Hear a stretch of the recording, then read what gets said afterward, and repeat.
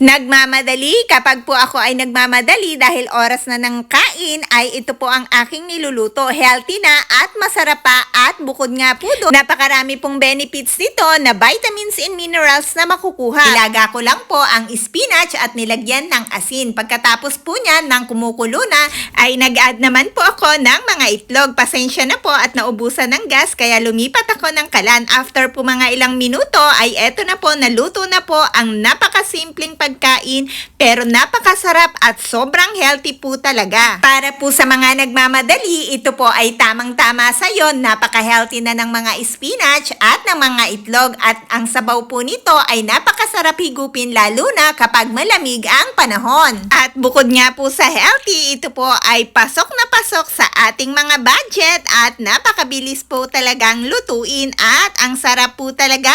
Always remember po, eat enough and nutritious food.